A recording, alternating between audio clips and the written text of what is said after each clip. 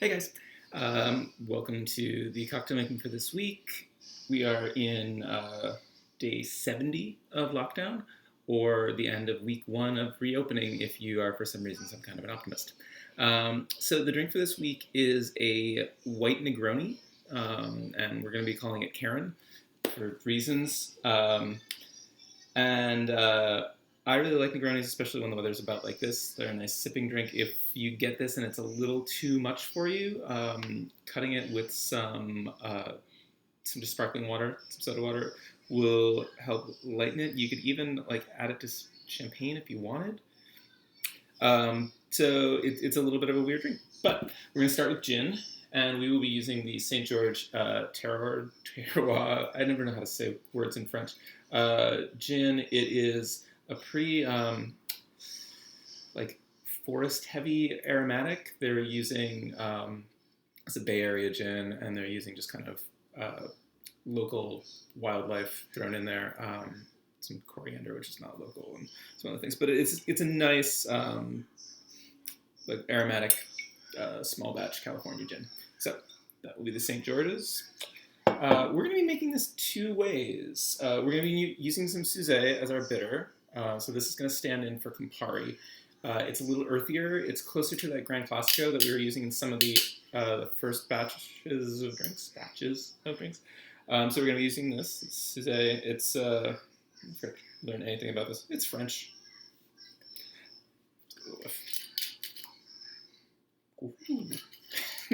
This is one that perhaps not everyone would sip on their own. It's an herbal. Gentian is kind of the main thing. So when I found this recipe, it calls for Lillet Blanc specifically, which is an aromatized wine. But I also, just to try something else out, I got some Cocchi Americano. So these are very similar. They're both aromatized wines. If you know Lillet, if you know which hand you're holding things in, if you know Lillet Blanc, it might be from the Vesper cocktail, which is how James Bond drinks his martinis in both the books and the recent set of movies. And Daniel Craig specifically gives the recipe for it in Casino Royale. The weird thing about it is that between the time when Daniel Craig gives the recipe and when Ian Fleming wrote the recipe, there's a pretty substantial change in the recipe to Lillet Blanc, which is that Kachina bark. So you guys someone can probably correct me on the pronunciation of that. Gets taken out of the recipe, and Kachina is where we get quinine. So originally Lillet had more of a tonic-y taste, but they changed the recipe sometime between the mid-'60s and the most recent batch of James Bond movies. So Cocchi Americano is a little more similar to the original recipe. They are an older, this has been the same recipe since like 18-2.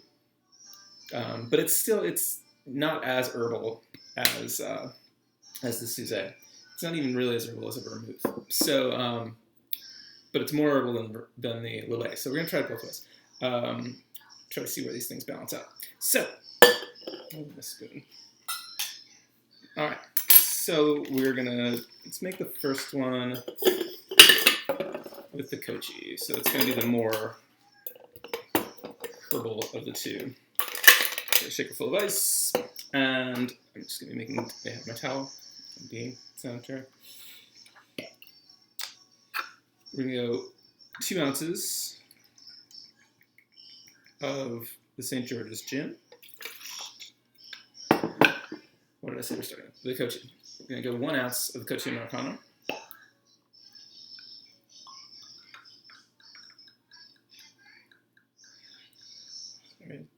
It's not that exciting watching someone pour things into things.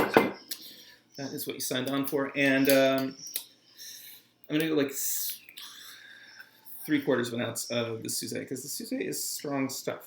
So, woo.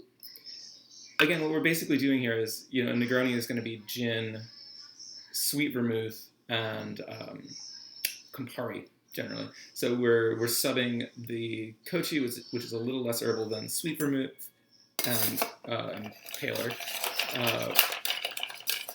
And then we're subbing, for the Campari, we're subbing the Suze, which is actually earthier and sort of stronger smelling. And it doesn't have all those sort of grapefruity notes that Campari or Aperol does.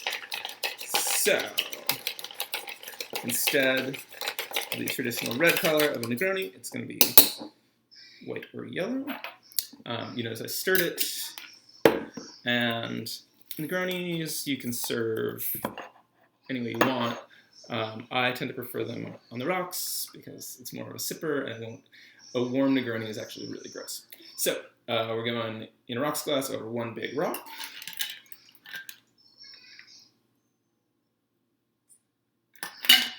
And I don't know, see, it's a sort of a neon-y yellow color.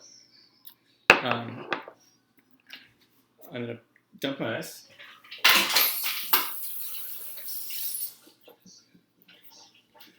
Clean shaker, fresh ice. There's no point in trying it a different way if we're using the same ice. All right, so once again, 2 ounces of the St. George's gin. Pow. So 1 ounce of the Lillet, which is a little sweeter, a little more in line with just a sweet white wine with a bit of herbal kick to it. So lots of that. I'm going to stick with Suze as our bitter because we're committed that way. But again, traditional Negroni recipe is going to be 1 to 1 to 1. And this is actually 2 ounces to 1 ounce to 3/4 of an ounce of the herbal because it's a strong herbal. And then I'll sample them and we see which one I like. And then maybe I'll send you that one, or maybe I'll send you the other one. I don't know. Maybe I'll send you just a can of Narragansett in a mason jar. Alright. So again, we got a rocks glass, 1 large cube. And we're going to get that same color, because it's the Suze that's giving us our color. Now, let's try. I'm going to try the Lillet first, because it should be a little less herbal. It should be the milder of the two.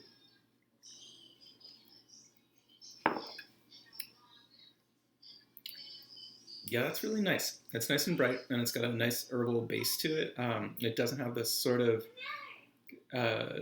acidity that a Negroni does that comes from the citric elements in Campari. So let's try it with the Cocchi Americano.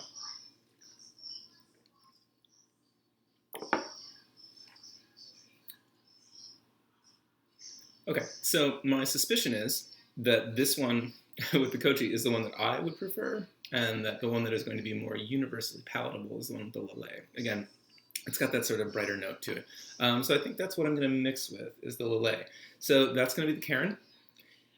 It will include, again, the St. George's aromatic gin, some Lillet Blanc, and some Suze. Is in Suze? Yeah, mostly Gentian. Mostly they talk about the Gentian. A lot about Gentian. Anyways, you should serve it over ice or up if you're going to drink it fast. It's a nice sipper on a summer day. I'm going to take one out to Heather. She's out in the office. And that's it. Those will be on your porch tomorrow morning. Hope you guys are doing well. Hope you're taking care of yourselves. And I hope to see you guys soon.